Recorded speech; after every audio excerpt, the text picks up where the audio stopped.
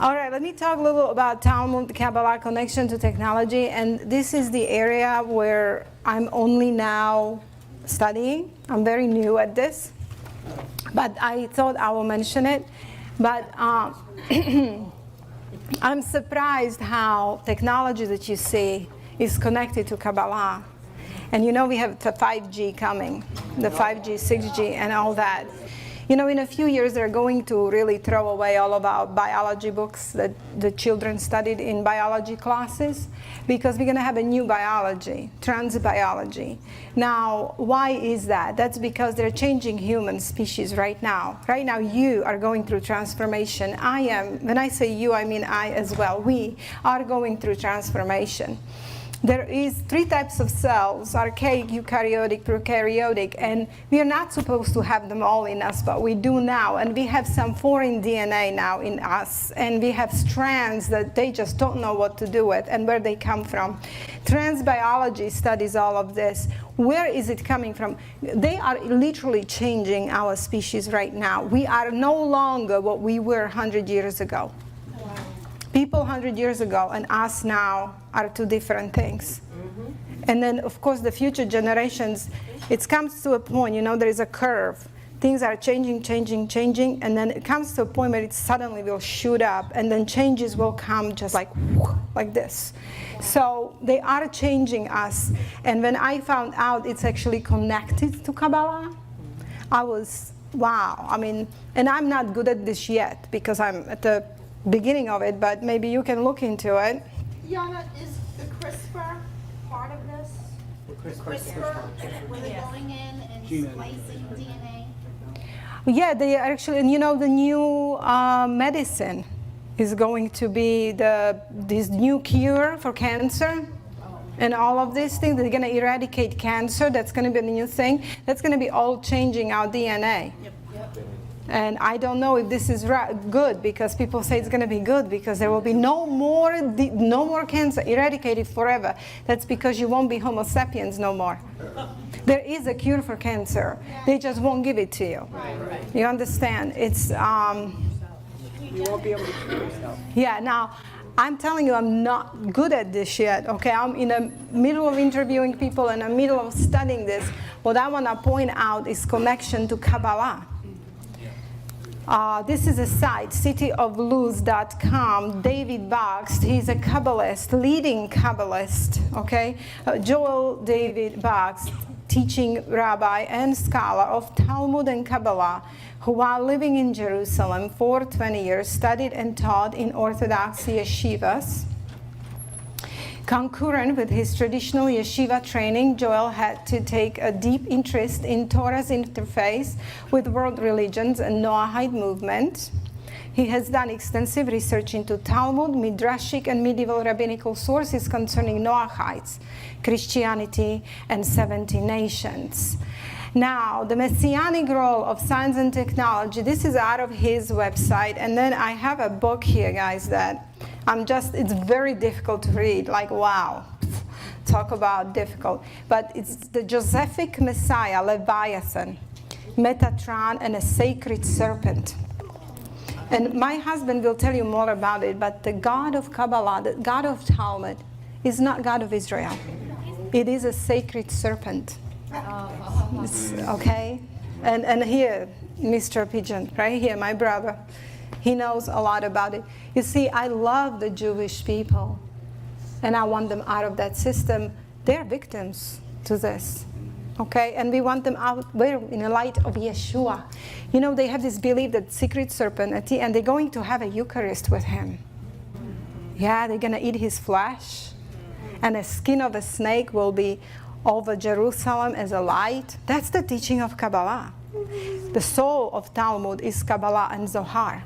Okay, now how they're going to achieve miracles is through technology, and it's all in Kabbalah. I had no idea. You know, I thought that's separated somehow. No, it's Kabbalistic. 5G is Kabbalah, 6G is Kabbalah, cloud computing is Kabbalah, holographic, everything comes from demonic spheres of Kabbalah. Okay, this is on his website, the prophesied imperative of the maps, models, and metaphors of new science in spiritual global evolution and the redemption process. It's directly connected to the redemption. The prophetic confluence between science and Kabbalah. And I will just read the highlighted parts. The door of models, one of the four entrances into mind of Moses, subsumes that a futuristic higher dimensional reunion of Torah and science is prophesied.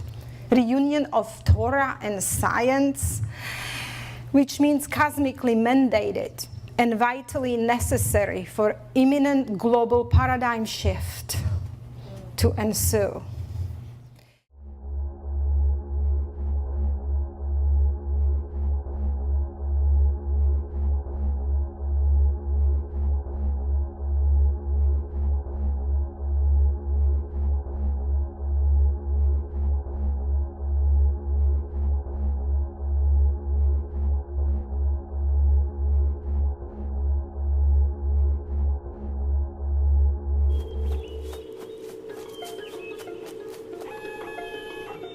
The future of science requires us to be more creative. Pfizer School of Science mobile experience is a fantastic, interactive, escape room-like experience for school students to come through and get excited about science, technology, engineering, mathematics. And this experience really brings out their inner scientists and helps solve a mystery along with our Pfizer colleagues. Go ahead and get your lab coat. This right here is basically play. They're having fun with it. What is our breaking news right now? People are showing up at doctor's offices in green. Lizzard skin. What is our breaking news right now? People are showing up at doctor's offices in green. Lizard skin. Lizard skin. Lizard skin. Lizard skin. Lizard skin. They can leave their classrooms with their teachers, that come to this great environment, and they get to actually experience the science through the work they do, the problem solving, the team building, versus through a lecture. The tasks that they have to complete for each room, they're actually learning different skills. Critical thinking skills, they're learning about antigens, they're learning about the manufacturing process. This experience is showing to my kids that science is not just in a classroom, it's actually all around us. Everything you do is science. Tasting foods, or making a volcanic eruption, or saving the world. From the great response that we've seen from the kids, we have some little scientists in the making. Welcome to the life-size microscope. And all have fun. Yes, we did. It was so fun. That was fun. And I really want to go again. It's very important that everybody has the opportunity to be exposed to this type of experience, to have a mobile experience that goes to rural areas, diverse areas, is a wonderful thing for the future. And of course, for Pfizer, it connects with our mission to impact lives, to really make a difference with the products that we make. And by bringing those students in, we can create a new generation of scientists. The more that we do these types of opportunities, the more we will develop STEM scientists. I like science. I love science. Congratulations, young scientists! You have successfully produced a remedy that will be distributed around the world. This is not your typical science class. As explained below, and through Beyond Kabbalah, that futuristic higher dimensional reunion of Kabbalah with the new sciences is here now, and the tools are readily available. As emphasized throughout this work, the relationship between Torah and science, specifically between Kabbalah and a new science, is crucial. Okay, I want you to, I will read some from the book here. This is not easy reading for me, but I will do it, and then maybe you will understand, and Mr. Peter will understand. I can show you this book later. You can purchase it, because I'm sure you can create a sermon on this like nobody can. I'm like in the middle of this right now, and I will interview more of Sophia, but this is another Kabbalist, okay, who is writing this book on technology and Kabbalah. And the secret soul of the seven sciences, the messianic question relating to our present era of Messiah Ben Yosef. Now, okay, do you know that they have two messiahs, right? Right. The Judaism. We have a Jewish sisters here, they know. Messiah ben Yosef, Messiah ben David. Messiah ben Yosef is supposed to prepare the way for Messiah ben David. Messiah ben Yosef will be a warrior, okay? He's going to kill the nations, so the world is cleansed and everybody believes this one God. Okay, and obeys Noahide laws. Gentiles are only the righteous ones remain. And then the Messiah ben David can come, right? Okay, so here we go. We are in a process of arrival of Ben Joseph. Who is he going to be? All right. The messianic questions relating to our present era of Messiah ben Joseph is in a larger picture what science could have played, should have played, and theoretically can still play in the hands of Torah-based scholars and Kabbalists. And I'm just going to read a little bit, just a little portion. How will science manifest in Messianic age? What is the hidden Leviathan nature of technology? I want to tell you that they call their sacred serpent Leviathan. What is the secret soul of seven sciences? The radiance of the essence of scientific wisdom in its destined form of the higher dimensional future is the effulgence radiating out through the membranes of the walls of Jerusalem, with Jerusalem itself being the source of the light. It is the oscillating aura of the surrounding radiance, the Nogah, that spreads outward through the concentric walls of waves of Jerusalem of the higher dimensional future. The heavenly city of lights is a vortex of the three seas of consciousness canopied within the skin of Leviathan, and its radiance will shine from one end of the world to the other. Yet before science can reveal its true radiant colors, it must undergo a transformation of an awesome and even ominous nature. Its present material form must be reconverted back to the divinity from whence it has originally come. Correspondingly, as we have learned, the same will be the true in exact ratio with the garments of skin and of the orla of Adam. Currently, science and technology is the aspect of Nogah that surrounds the Chashmal light of wisdom of Torah. Only now, in its present form, science is the orla of the supernatural wisdom of Torah. When the good Nogah from within of orla of scientific wisdom is redeemed and returned to its source of the Chashmal light of Torah, then a good Nogah of science will be revealed. The entire world will then know that in fact it was Nogah of the Chashmal of supernatural Torah that was animating and giving life to scientific wisdom and its manifest destiny. Did you understand that? All right. I had to read like 10 times, so I'm just like, what? I think you're being extremely misled and you're not looking at the whole picture. Because guess what? This is not a democracy. Donald Trump was not elected, he was selected. And if Donald Trump's working against the New World Order, why in God's green earth is he allowing the 5G to be rolled out?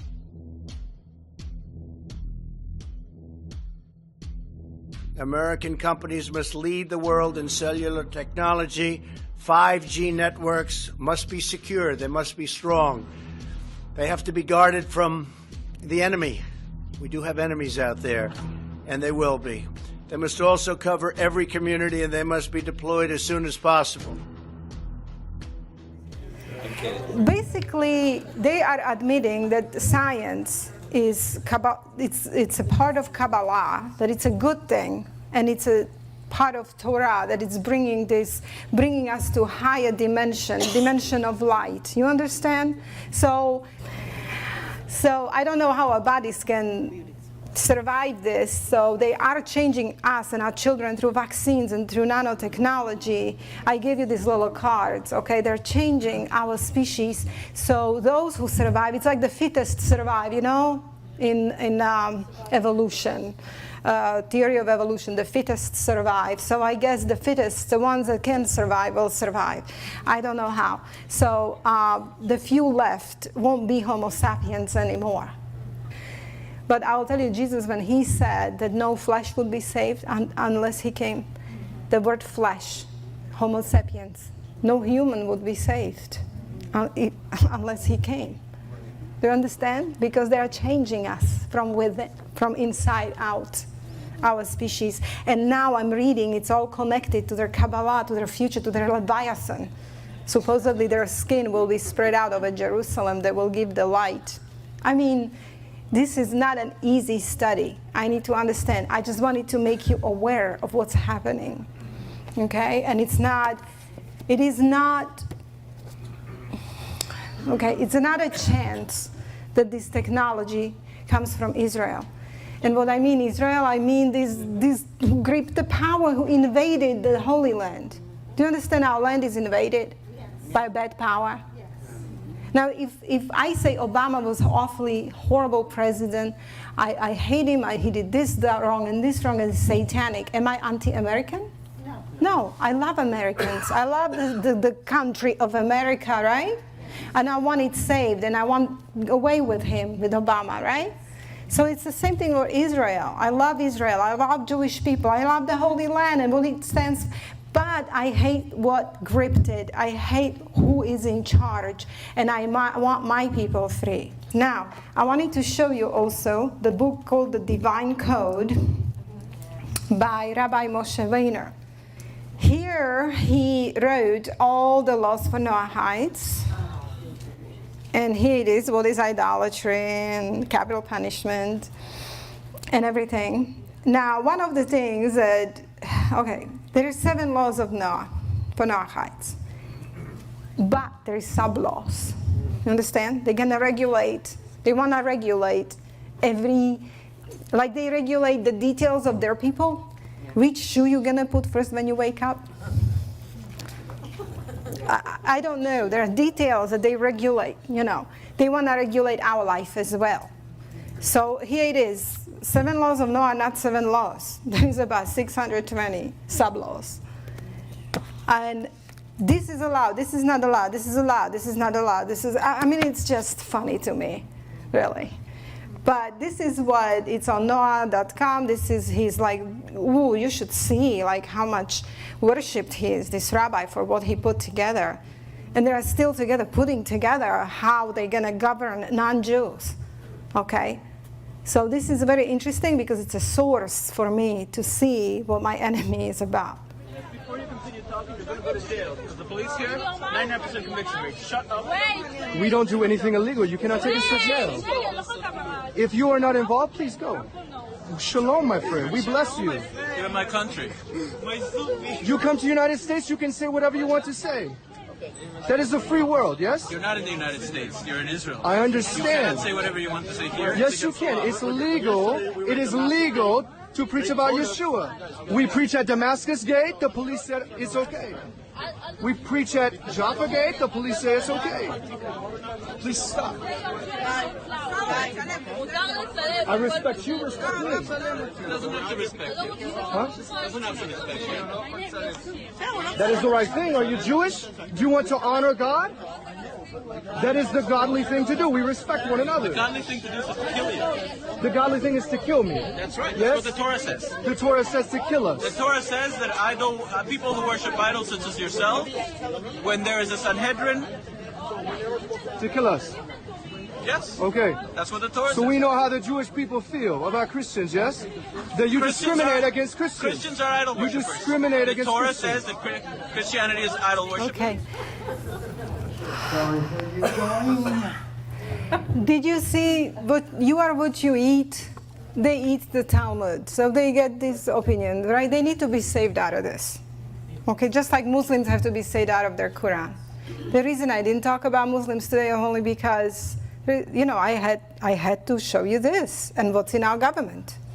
In our government, there is no Muslim leader celebrated every year, re-signed into public law, but there is a Chabad Jewish Kabbalist every year.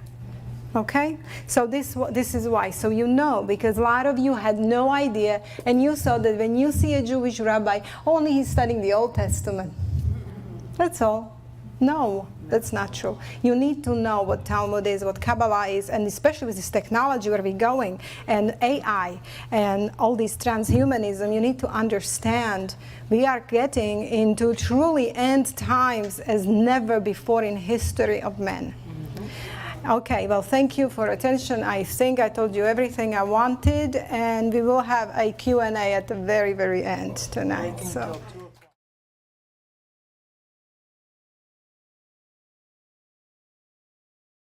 But like the first non-Jewish Messiah, Cyrus, who was chosen to assist the Jews in re-establishing themselves in the land of Israel after their 70-year exile in Babylon, the current non-Jewish Messiah was chosen to be of service to the Jewish people and the Jewish Messiah.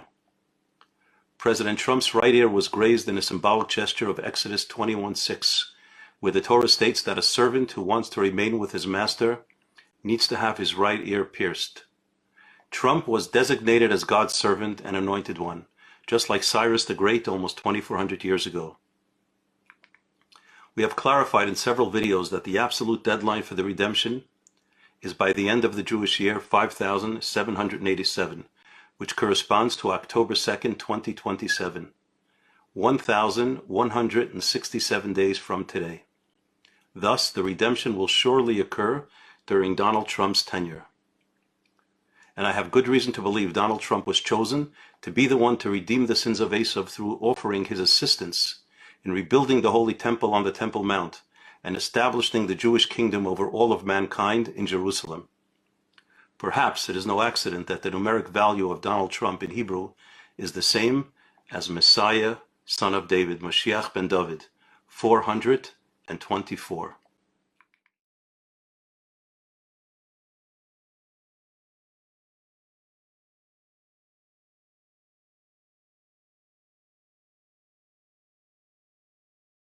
In the rotunda, right? That was during the congressional medical law, right? The head rabbi of Ukraine. They want you to make and some of the rabbis in Israel. They want everybody at this table. Thankful for what they you don't do. understand the cost of it because they're inefficient. In the Hebrew religion, they wait for the Messiah to come. Wow. So the Messiah, Moshe ben ball David, rate if should you subsidize take their name, you see where it adds up 424. If you take your name, Donald Trump, and then there's your 11, it adds up to 424. It's something that is very, very unbelievable. What does that mean? It's like you have the same numbers than Messiah, you know. Meaning, Yeah, it's like not good. It's like best. It's like miracle. Why 424? Why is it? It's like name of Messiah, you know. That's his name, Messiah. The Messiah comes out to 424. What are the numbers you have? No, it's not the number. It's exactly the number. Your name, and the numbers, it adds up to his name. It's 424 in the Jewish. So it's like Messiah is the person that's come to save the whole world. So it's like you're the savior being there. That's for you a blessing. It's amazing. We just thought we're like, wow. It's amazing, you know? It can't hurt. However, Donald Trump is mistaken if he thinks he was chosen to make America great again. He will no doubt do a lot of good things to strengthen our economy, protect our borders, and allow religious freedom to flourish. But America will never become a great country on its own, because Esav's days are numbered. All our elite institutions and centers of power and influence are rotten through and through. The majority of Americans under 30 who are college educated and who are the future leaders of America support the vicious monsters of Hamas rather than the holy and courageous soldiers of the IDF. No human being, even Donald Trump, can reverse this. No. The greatness of America does not lie in its own success. America will be great when the Messiah comes. And the leader of this country, on behalf of all the good people in this country, will humbly present himself to the Jewish Messiah and ask him to accept the United States of America into a new alliance of countries who accept the leadership of the Messiah. A new United Nations will replace the current cesspool that goes by that fraudulent name. A real United Nations, united to serve God, led by the Messiah and based in Jerusalem. And my feeling is that the United States under President Trump will be the first nation to join. The meaning of the MAGA movement needs to be adjusted. America was a great idea, but it was never realized. When the American government under FDR chose not to lift a finger to save the Jews from Hitler's inferno, America was not great. They slammed the door shut even to Jews who miraculously were able to escape from the clutches of Nazi Germany. How great was that? And during the Six-Day War, America sent a spy ship, the USS Liberty, to the Mediterranean to relay vital military information to Israel's enemies. How great was that? Although Trump can make America safer and more prosperous, he cannot make America great. And that is not what he was chosen for. I believe he has a much greater historic role. It is no accident that Trump was anointed by God in Pennsylvania, where the Declaration of Independence was signed. The MAGA movement needs to be tweaked from Make America Great Again to Make America Godly Again. Donald Trump has taken the first step by proclaiming to the whole world that which is clear to anyone who wishes to see. The entire episode on Shabbat of July 13th in Butler, Pennsylvania was clearly orchestrated by God. And the fact that President Trump turned his head a mere second before the shot grazed his ear was clearly miraculous. I believe this man was chosen to be the one to represent Western society in greeting the Messiah in Jerusalem, chosen to bow his head in humility to Mashiach and to offer America's complete unconditional assistance to completely eradicate all of the enemies of the Jews and of God, and in the establishment of the eternal kingdom of the Messiah, son of David, who will lead all of mankind to lead moral and holy lives. Numbers chapter 24. Where it was specifically a non-Jewish prophet, Bilam, who was chosen to proclaim in the name of God almost 3,300 years ago. I see it, but not now. I perceive it, but not in the near future.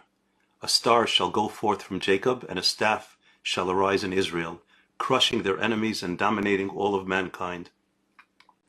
Edom shall be demolished, and Israel shall be triumphant. May we all witness this speedily in our days. Amen.